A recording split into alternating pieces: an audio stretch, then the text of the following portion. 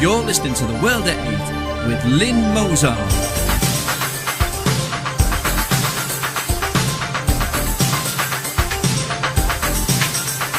The World at 8, the number one in nationalist news. Highlights of the news today, Friday the 18th of July 2014.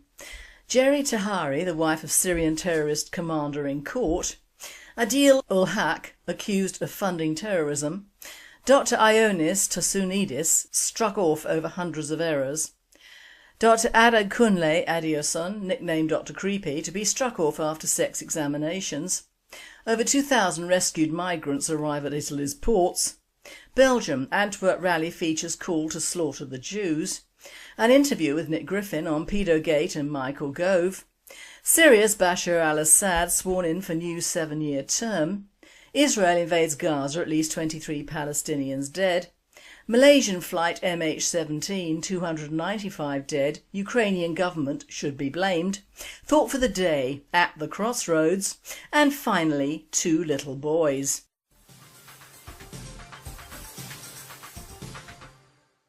UK news. Jerry Tahari, the wife of Syrian terrorist commander, in court. Birmingham, the wife of an alleged leader of rebel forces in Syria, will stand trial for funding terrorism by sending supplies to her husband, the Old Bailey herd. Jerry Tahari, 45, is accused of sending material to husband Rabat while he was fighting in Syria with jihadi forces. The mother of 2 from Sparkbrook in Birmingham appeared at court to deny the charge against her. Sitting in the well of the court, dressed in a black Islamic veil covering her head but not her face, Tahari spoke only to confirm her name and enter a not guilty plea. World at 8, deport the family. No doubt she has kids at state schools on taxpayers' money, so get rid.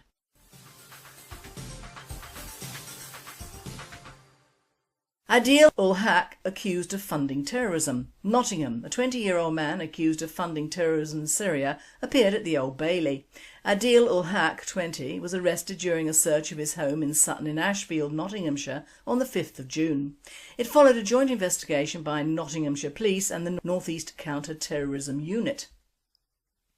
He is charged with being concerned in a funding arrangement on 14th of January this year, as a result of which money was made available to another, and he had reasonable cause to suspect it would be used for the purposes of terrorism. Ulhak appeared in court for a brief preliminary hearing and spoke only to confirm his name. World at 8, we give an inch and they take a mile. Haven't we learnt our lesson?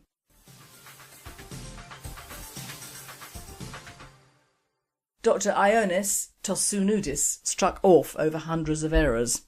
Cambridge, a bungling doctor who put patients at risk when he made hundreds of clinical errors in less than 3 months, has been struck off the medical register. A General Medical Council probe into histopathologist Dr. Ioannis Tosunidis concluded 228 out of the 713 cases he reported on between August and October 2011 contained mistakes. Concerns are raised about his work by both Edinburgh's Hospital in Cambridge and the Norfolk and Norwich University Hospital, where he had worked as a locum. Although many of the errors were picked up by colleagues, they could have had serious consequences for patients had they gone undetected, the Medical Practitioners Tribunal Service heard. World at 8. Haven't we enough trained English histopathologists?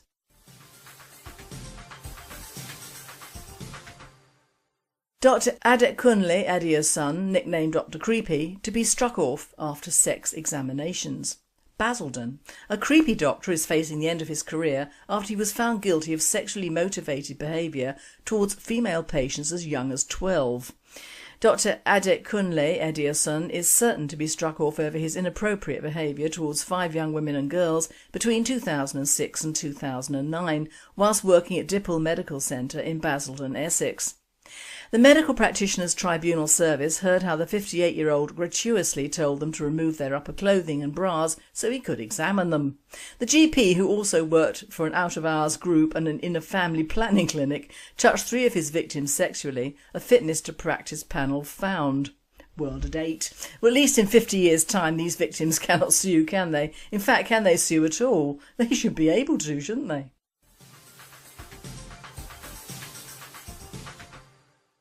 European news. Over 2,000 rescued migrants arrive at Italy's ports. 2 Italian military vessels carrying over 2,000 migrants arrived Wednesday at the southern ports of Reggio Calabria and Trapani, the Navy said.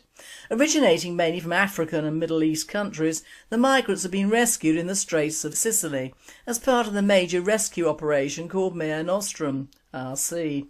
The San Giorgio vessel carried 1,023 people to Reggio Calabria, where migrants were given first aid. Among them were 141 minors and 84 women, the Navy said.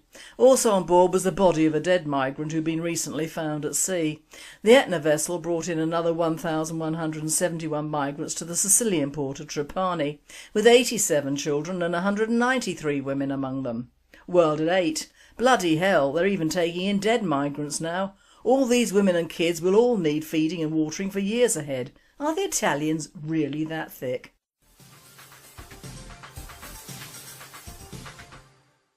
Belgium. Antwerp rally features call to slaughter the Jews.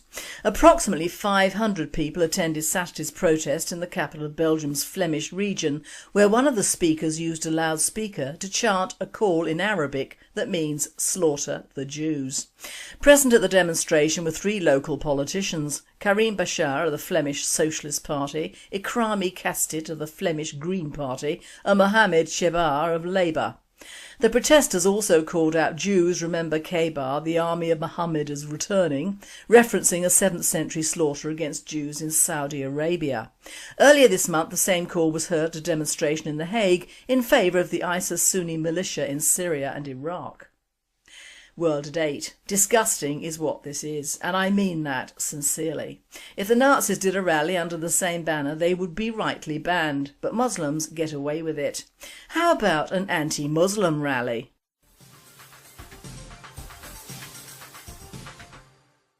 And now we have an interview with Nick Griffin. Today he and I are discussing Pedogate and Michael Gove. Hello, Nick. Hello there. And how is your last 2 weeks away from the European Union? Oh, it's very good, actually. Yeah, getting a little bit of life back. Good.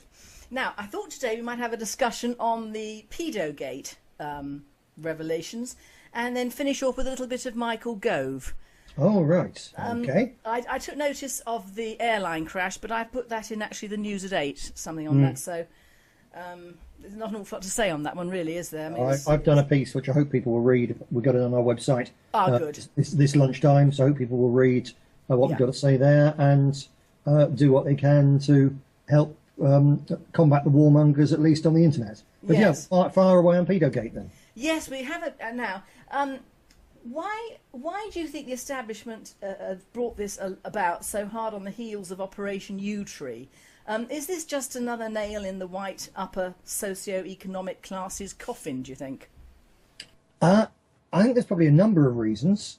Part of it is the internet and the fact that various campaigners, including the Labour 25 group, I think have so pushed the very large amounts of evidence of interlocking paedophile scandals at the centre of the British establishment that I think the line may become impossible to hold. So it's simply the fact that the campaigners have broken through. It may be no more than that. For years, there's no doubt that the 3 main parties, Tory, Liberal and Labour, they've been held back by the old principle of mutually assured destruction. Remember how it was with the Soviets and the Americans? Everybody had nuclear missiles, so no one dared use them. When the Cyril Smith case broke about the Lib Dems, then at that point, I thought then it's inevitable that there'll be retaliation and the Labour Party and the Tory Party will get it in the neck too. So perhaps it's just happenstance. One can look for conspiracies and reasons all the way along the line, but equally some things just happen because it's their time to happen. Yes, and I was also wondering how the D notice, which was brought in 1912, how that's going to be employed here. Well, so it's interesting you mentioned that, because it was I referred to that in an article a couple of days ago, that it's emerged that a local newspaper editor in Blackburn had a D notice slapped on him to stop the Barbara Castle's dossier of paedophilia and the ruling elite getting out into the public really quite some years ago. So The D-notice, I think some people have always thought D-notices are an urban myth, but they're very, very real, and they're used by the upper echelons of the state to encourage editors to stay quiet in the national interest. So again, there's now no doubt this isn't just small groups of individuals who happen to be in high places but no contact with the state, because we've now got very clear testimony that the state was actively protecting them, at least in that case. And we've seen other cases as well with the destruction of Jeff Dickens' dossier and so on. So I think it's too late for D-notices, really. Of course, we don't know. There may be some in operation right now, but they are, in the end, they're only voluntary. An editor who goes against one risks losing all sorts of handy contacts and cooperation from the security services and the ruling elite. But I think we've got to the stage now that if an editor who wants to sell papers was threatened with a D-notice, he'd sell a damn sight more if he defied it. So I think that I don't think that'll be stopping it.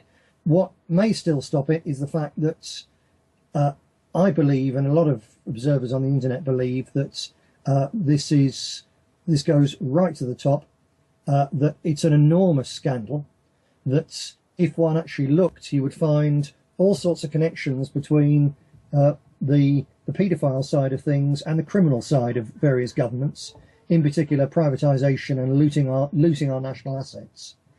Because if you look, for instance, at how the mob in America used to, and probably still does, control politicians, they did it by getting young politicians, finding out what their vices were. It was very easy in the days of Prohibition and when sexual mores were rather more strict. Find out what their vices were and then feed the vice, because that way they got them, because they need them and they can also blackmail them. And I think that that's what was going on with the Petergate thing. So I don't believe that the British establishment can afford to let out all the details. They'll try to let enough out to take the steam out of it. It's a sort of glasnost process. And of course, whenever a ruling elite does that, it's its most dangerous point, because when you start allowing people to talk, when you start promising reforms, then all sorts of things crawl out of the woodwork. And I think that's where we are now. Yes, I think it's... and also, you have to look at the fact that if this is so far-reaching, it's also far-reaching back in history, isn't it, probably? It's probably been going on for hundreds of years in some ways. It presumably has. Yeah. But I firmly believe that this business, although it's taken a modern twist, I don't think it's a modern thing. I think that's you're probably right there. Human nature being what it is. Of course, if you look at the likes of David Icke, then you get a different take on it. And we're dealing with an extraordinarily evil elite, which has been farming us like cattle for a very long time. I'm not sure I go along with that, but there's certainly hints at it, and I certainly wouldn't write it off. No, but I also think, I mean, not going so far as David Icke, obviously, but the point is that where you have absolute power, it corrupts absolutely. And I think for generations, politicians and statesmen and government officials and council officials have been using a form of abuse and corruption as a common law thing. I think that's probably very true, yeah. Which is a bit sad, but I mean, everybody knew Cyril Smith was odd, even when, years ago, everybody... Well, that's the thing. The allegations and facts now coming out were the majority of them known and certainly gossiped about a long, long time ago, and therefore it's not enough for members of the ruling parties to say, well, we didn't know. Yes, of course they knew. Everybody heard a lot of this. And they might not all have been involved, but they all helped cover it up, and therefore they all must carry a share of the blame. Yeah, that is absolutely right. Do you think they've taken in 650, I think, so far? But do you think that the ones relating to Cyril Smith, do you think they'll be in a position, the abused boys, or boys mainly, will be able to get any financial gain out of it, like these women with these historical entertainers, Quite a lot of them won't, because they committed suicide or died of drugs overdoses because of what they went through. So no, for many of them it's too late. I suppose where there's a wrong these days, there's a compensation claim. So yeah, some will, and no doubt some people will come forward, chancing their arm and lying. I'm afraid that's again a fact of life. That the minute money rears its very ugly head. So I think what we can be sure of is it's going to go on and on and on. It's going to be very, very messy. It's going to further increase public disgust with politics and all politicians, which is bad for the democratic process. It's a very sad thing, but it's not as sad as if it was still going on and everyone was still covering it up. So progress is being made. Yeah. So you actually think that this sort of thing has stopped? I don't believe it has, of course. Oh no, I don't. For one thing, it's stopped. They'll be more careful. But no, what stopped as what has stopped is people pretending it isn't happening. Yes. And a completely efficient cover up. That's now broken. The genie's out of the bottle. They can't put it back. It's simply a matter of how far it will go. There's a lot of them. People like Ted Heath are dead and clearly guilty, and I guess that they'll find it easier to out the dead than they usually do than they will with the live ones. So there's plenty of live ones, and certainly I think when you look at the Tory party recent bloodbath in the cabinet, I think there's several people gone there who in some way or another have connections to this. But more than that, it's Cameron trying to protect the party in future, because obviously these paedophiles were middle-aged white males. So he's taken very radical steps to get middle-aged white males out of his cabinet and replace them with a bunch of very inexperienced women, in the hope that therefore people will think, well, that was the old Tory party, but now it's changed. I think you'll probably actually find that he now lacks so much experience in his cabinet, it'll be even worse than before, but we shall see. I firmly believe it is going to be much worse than before. And I think it's awful that this particular thing has happened before the general election, because I don't know how it's going to affect the election. Well, if it all, or if even half of it comes out, then I think there'll be a shockingly low turnout. It probably will be the thing that finally means that UKIP will definitely win a few seats, assuming they're clean in this. And if they do, that's all to the good, because they will then end up, in all probability, in coalition. And at that point, their claims to be an anti-establishment party, the people of the party of the people, blah, blah, blah, will all come unstuck. And that's when we need to be there, well organised and ready. Yeah, no, I think you're quite right. Now to Michael Gove. Now, he was my MP for Surrey Heath when I lived in Camberley.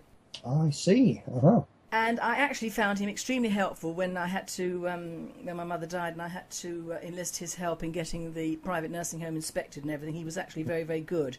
So I can only speak as an ex-Conservative, and as I find that I found him very able, put it like that. But I have an awful feeling that Gove, at least in his trying to get the education system in this country up to scratch, he tried to bring the education system up for everybody, not what's going to happen now. It's going to be brought down. It's going to be diminished, I think. Well, to an extent I'd agree, and to a significant extent I would disagree. There's no doubt that the Marxist grip on the education system is devastatingly damaging to kids, especially the children of working class families who can't afford to move to one of the few remaining good areas or to put their kids into public school. So it's the British education system, the English in particular, is a shambles. And the grip of the far left needed breaking. But in trying to deal with that, Gove also, I think, allowed himself to wear too much of his other hat. He's a fervent neocon. And as such, the neocons don't just want, in effect, war through the Middle East and elsewhere and the destruction of Russia in order to ensure that America stands at the head of the world for another 100 years. That's not what they want. They also want to privatise everything in sight. And is that ideological, or is it the fact that they and their research foundations are all funded by giant companies who make money out of privatisation? I think it's a mixture of ideology and greed. And Gove was at the very nexus of that. If anyone really wanted to re-establish proper education in this country, they only needed to do two things. One is sack the left-wing teachers and put a large number of ex-soldiers, men and women, and ex-service personnel through 6-week teacher training courses and put them in their place. That's the first thing. And secondly, bring back the grammar schools. And Gove didn't do that. You see, if he'd said, we're going to bring back grammar schools, every working class area will have access to a grammar school and kids will go there on merit, then I believe he was actually trying to sort out the education system. Instead of that, he said, we're going to turn them into academy schools, etc., etc. We're going to privatise them. The Tory party, with Gove at the helm of the education side, has literally given away more than half the school buildings and properties in England and Wales, largely to companies who are donors to the Conservative Party. It's corruption on a vast scale, and I think so. I'm very glad that Gove's gone. I don't think what he'll be replaced by is any better, but I think one of the reasons that he went hasn't really been noticed yet. But the draft reports, which in fact he'd authorised into the Birmingham Trojan Horse Islamic schools scandal, the reports. Leak report makes it very, very clear that a key part of the problem was that schools which used to be under effective local authority control have been turned into academies because they're being privatised, because Gove's agenda was to privatise schools and get education authorities out of them, etc., etc. And if you take the state for all its faults out of education, you leave a vacuum. And in somewhere like Birmingham, that vacuum is not going to be filled by people in the old, 19th century tradition of Christian charity and so on. It's going to be filled by Muslim crackpots. Yeah. So the reason that schools in Birmingham and elsewhere are being taken over by Sunni Islamist extremists is primarily because Michael Gove and the Tory party have given them the tools to do it. And I think that's a key reason why Cameron decided to get rid of him. Ah, right. Now, you see, that hasn't been published. Not to any extent yet.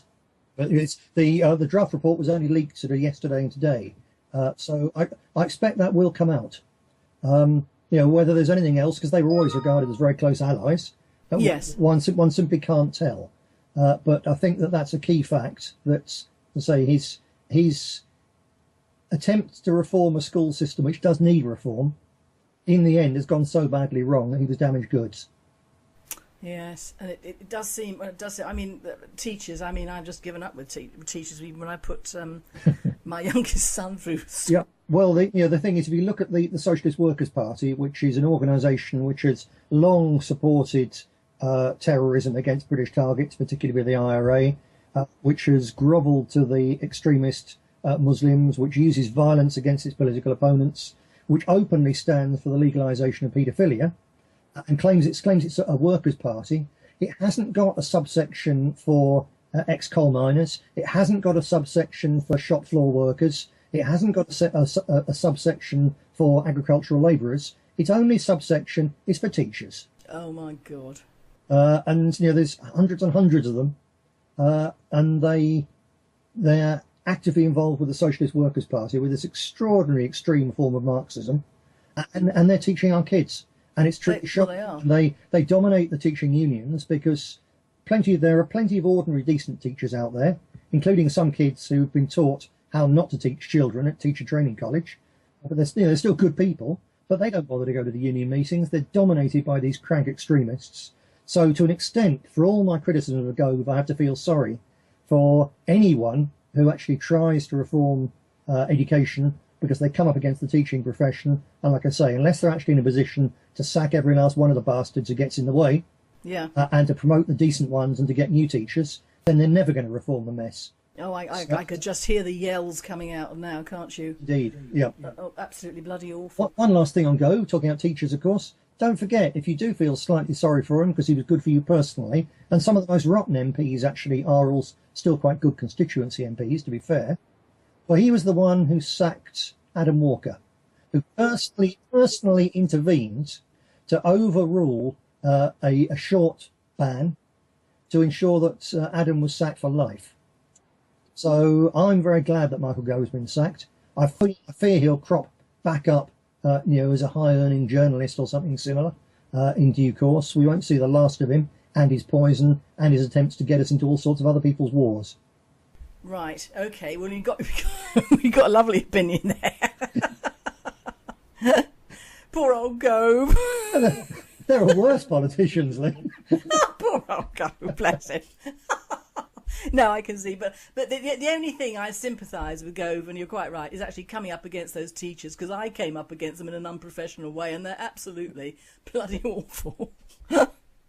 They really are. I think the teaching profession nowadays is all women, and they're all, oh God. I'm sure many people have come across the same thing. I saw a truly shocking photo the other day of a group of English kids all dressed up in Muslim garb, because the teachers were taking them to a mosque. Oh no! And so on, and it's... You couldn't write it, could you, really? It's truly sickening. You couldn't write it.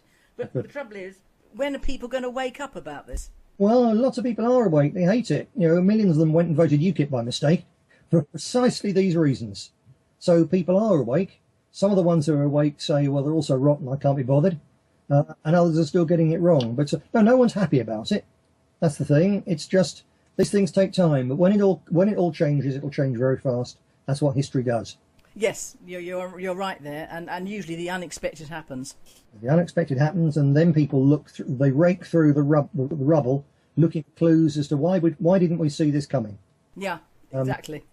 And by then it'll be too late to have an inquiry on it. Yep, we and ours and people like us have seen it coming for a long time in various aspects, and we'll keep on sounding the alarm, and some people will laugh, some will ignore us, some will listen, some will learn, and some hopefully will come along and help us do something about it. Yes, that's lovely. Thanks very much, Nick.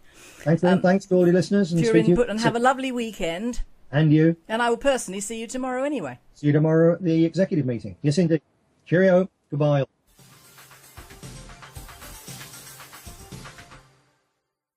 World News. Syria's Bashar al-Assad sworn in for a new 7-year term. President Bashar al-Assad was sworn in for a new 7-year term after an election victory that underlined his grip on power more than 3 years into Syria's civil war. With his hand placed on the Quran, Assad took the oath of office, signalling the start of his 3rd term. Assad has shored up his control over a strategic corridor of territory stretching north from Damascus, taking back major cities including Homs. The militant Islamic State has expanded its control in recent weeks, defeating other Islamist factions with new weaponry brought in from Iraq. The United States, which has repeatedly said that Assad has lost legitimacy, has described the election as meaningless.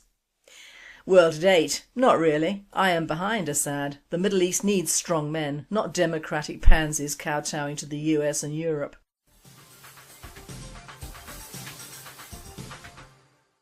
Israel invades Gaza, at least 23 Palestinians dead. Israeli artillery, tanks and infantry take battle to Hamas. Israel's offensive on the ground stepped up several notches on Thursday and in the early hours Friday morning. Israel is reportedly targeting tunnels used by Hamas gunmen to traverse the Gaza Strip. Gaza officials said that 23 Palestinians have been killed in the latest offensive, which is Israel's largest incursion for 6 years. World at 8. Good. People forget the Israeli dead very conveniently. Talk about history being rewritten as we live.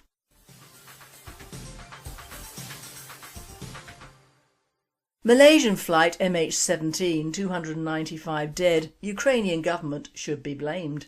Malaysia Airlines lost another airplane on Thursday 17th of July 2014. This time flight MH17 was shot down over strife-torn eastern Ukraine by what many agree was a surface-to-air missile. 295 lives were lost.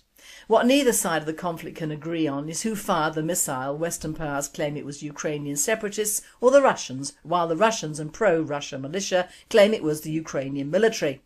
What cannot be disputed is the Ukrainian authorities allowed Malaysian Airlines flight MH17 with 295 innocent souls on board to fly over an area where several Ukrainian military aircraft were recently shot down.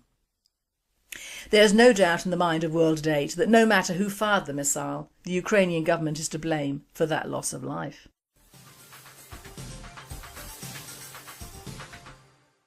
Thought for the day at the crossroads. While the government is trumpeting the fact that 1 million found jobs last year, another nasty fact has arisen, that there will be 1 million more pupils in secondary schools in the next 10 years. Now you and I know that a vast percentage of both these figures are not British-born English people, but ethnics of every sort and description and religions. Nature has proved if another species or hybrid is introduced into a population, it outbreeds the existing ones or kills them. It is the law of nature and of humankind. We are not so gradually being dispersed into the ether of make-believe figures and laws being introduced to diminish us even further. The right to die could mean under different circumstances the right to kill, especially in the white population, who are propagandised into disrespecting their parents and elderly relatives. You watch a soap or a play and you'll see youngsters talking back to their screen parents in a way I would never have dared. And it is considered okay, and in fact their so-called parents demur and back off, thinking they've been unreasonable in expecting some manners from these stage offspring. Back of leg or upside head is needed here. Our youth are being conditioned to disrespect us as a matter of course, and now to lightly discipline a child is considered abuse. Well, that is something that Islam doesn't do, with its genital mutilations, arranged marriages, honour killings and worse for their offspring, and they respect their parents through it all. The progressive march of the Utes means also that it is foreign youth who is being educated over our own, and this means more foreigners in places of power above the British youth who remain sadly undereducated and catered for even today. We are at a crossroads, and to survive we will just have to make up our minds which ideology we take on and stick to. It isn't a matter of just voting in elections, it is a matter of thinking seriously about what's happening to our country and whether or not you agree with it. Now, the Islamification of England is well underway as all the media grows increasingly anti-Jewish, pro-halal and generally pro-Islam taking over. All the pedo-gates in the world, wherever they dig up or whatever people remember, it's all old hat, it is done. People have viewed the vile images on computers, abused where they can, and it probably has been covered up. But even this terrible behaviour cannot cover the fact that all our media is ignoring the fact that Islam is taking over our towns and cities like a vast amoeba. The paper and news can show pictures of dead Palestinian children and weeping relatives, but it doesn't detract from the fact that one of us will be living next to a Muslim family or near their many communities. Many of the films and series coming out of the States won't feature a Muslim baddie at all. You'll see that all the awful terrorist plots are formed by the Eastern Europeans, usually Bosnians, us Brits or the Russians. And you would think that after 9/11 some sort of reality would have hit the tarmac, wouldn't you? Do excuse the pun. But no, and now we have the reality of 1 million more probable Muslim kids in our schools in the next 10 years to match the millions already over here and breeding yet more. Of course we have the Muslims who advocate banning the burqa and preach about integration, but of course Islam is the one religion which does not integrate in any way. If you marry a Muslim you will convert, which makes you and your children Muslim. It's not a mixed marriage at all. This is the way they convert in many cases, not by the sword as yet. But make no mistake, once a convert you cannot go back, and your children are the property of their father, not their mother, and they will be raised as Muslims, to marry Muslims and breed yet more Muslims.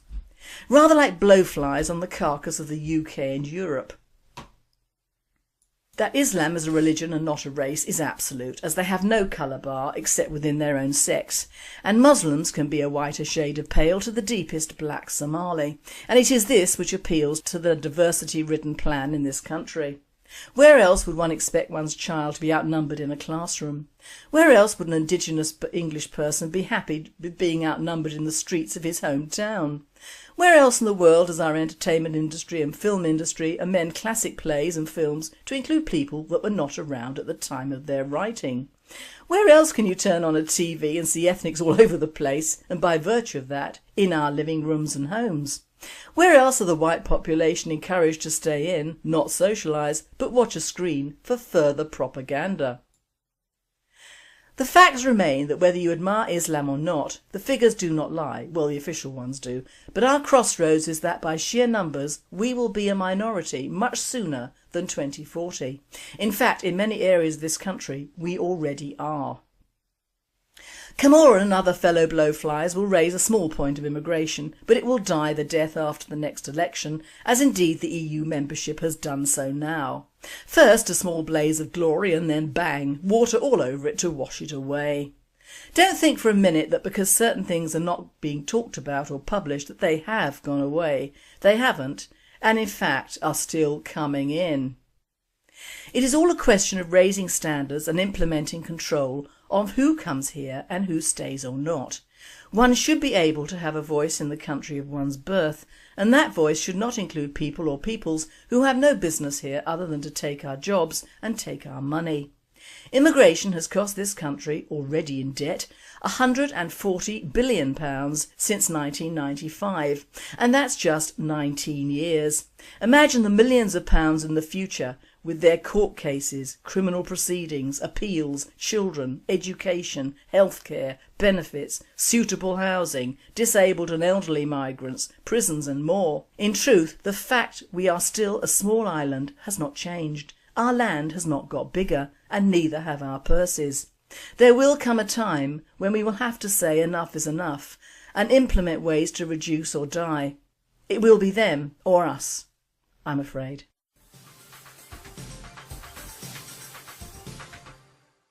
And finally, two little boys.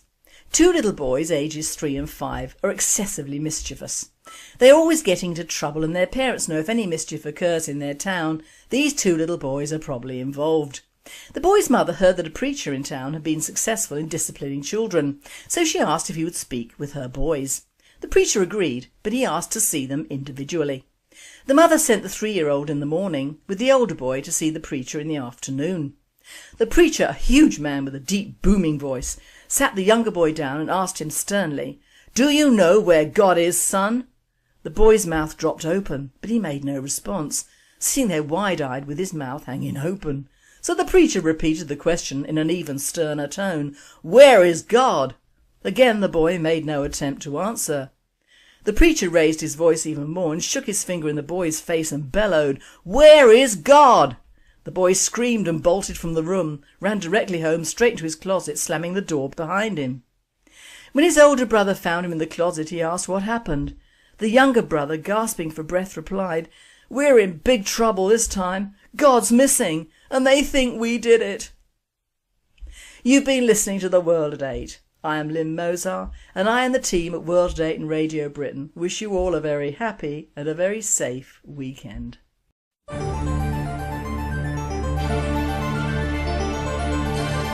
You're listening to The World at 8 with Lynne Mozar.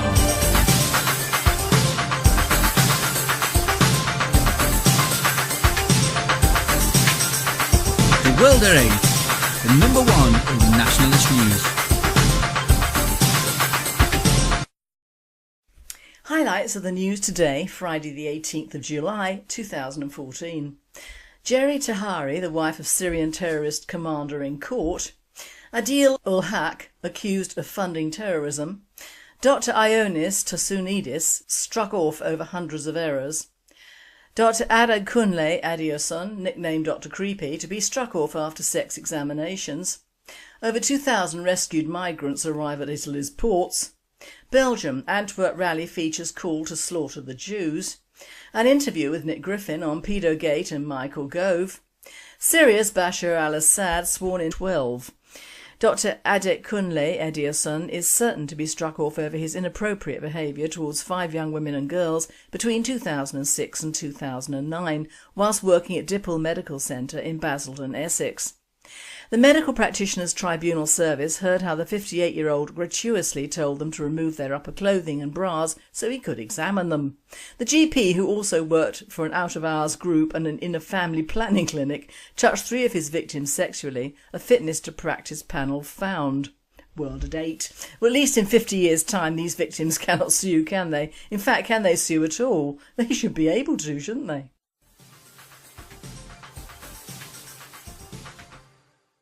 European news. Over 2,000 rescued migrants arrive at Italy's ports. 2 Italian military vessels carrying over 2,000 migrants arrived Wednesday at the southern ports of Reggio Calabria and Trapani, the Navy said. Originating mainly from African and Middle East countries, the migrants at risk when he made hundreds of clinical errors in less than 3 months has been struck off the medical register. A General Medical Council probe into histopathologist Dr. Ioannis Tosunidis concluded 228 out of the 713 cases he reported on between August and October 2011 contained mistakes. Concerns were raised about his work by both Edinburgh's Hospital in Cambridge and the Norfolk and Norwich University Hospital, where he had worked as a locum. Although many of the errors were picked up by colleagues, they could have had serious consequences for patients had they gone undetected, the Medical Practitioners Tribunal Service heard. World at 8. Haven't we enough trained English histopathologists?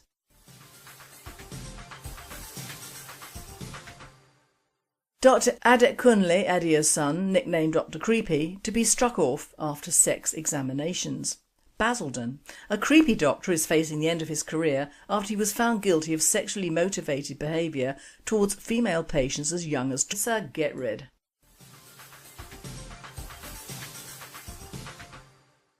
Adekunle accused of funding terrorism. Nottingham. A 20-year-old man accused of funding terrorism in Syria appeared at the Old Bailey. Adekunle, 20, was arrested during a search of his home in Sutton in Ashfield, Nottinghamshire on the 5th of June. It followed a joint investigation by Nottinghamshire Police and the North East Counter-Terrorism Unit. He is charged with being concerned in a funding arrangement on 14th of January this year, as a result of which money was made available to another and he had reasonable cause to suspect it would be used for the purposes of terrorism.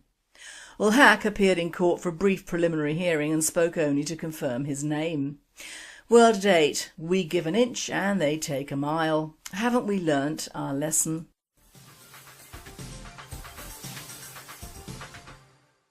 Dr. Ioannis Tosunidis struck off over hundreds of errors. Cambridge. A bungling doctor who put patient for new 7-year term. Israel invades Gaza, at least 23 Palestinians dead. Malaysian flight MH17, 295 dead. Ukrainian government should be blamed. Thought for the day, at the crossroads. And finally, 2 little boys.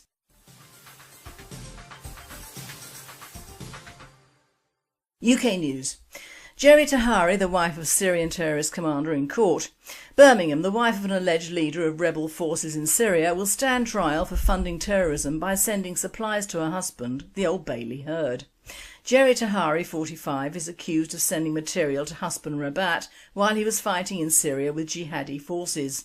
The mother of 2 from Sparkbrook in Birmingham appeared at court to deny the charge against her.